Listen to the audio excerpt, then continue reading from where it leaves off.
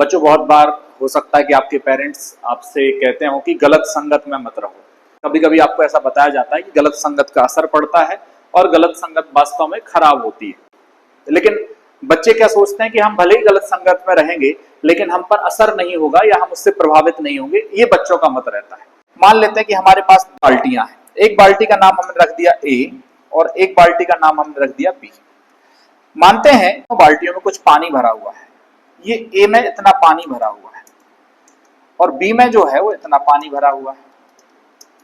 अब मुझे बताइए कि पानी कहां से कहां की तरफ जाना चाहिए। निश्चित सी बात है, आप सभी का आंसर ये होगा कि सर पानी ए से बी की तरफ जाएगा। पानी कहां से जाएगा? ए से बी की तरफ जाएगा।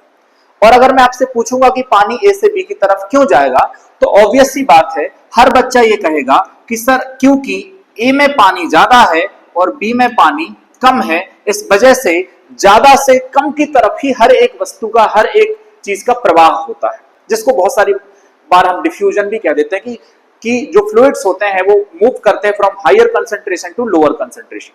सेम एज आपकी संगत में क्या होता है, जैसे किसी व्यक्ति के पास अगर नेगेटिविटी ज्यादा है, अगर किसी के पास नेगेटिविटी ज्यादा है तो वो नेगेटिविटी भी आप में कब आ जाएगी, इसमें कोई एनर्जी नहीं लगती है, ये फ्लो अपने आप होता है। इस फ्लो के लिए किसी ऊर्जा की जरूरत नहीं है, पैसिव फ्लो कहलाता है, जो अपने आप से होता है। तो अगर किसी व्यक्ति में बहुत नेगेटिविटी है और आप उस व्यक्ति के साथ रह रहे हो तो निश्चित सी बात है आप में भी नेगेटिविटी आएगी, क्योंकि जिस प्रकार से फ्लूइड फ्लो करते हैं उसी प्रकार से हमारे थॉट प्रोसेस भी जो होता है वो अफेक्ट होता है।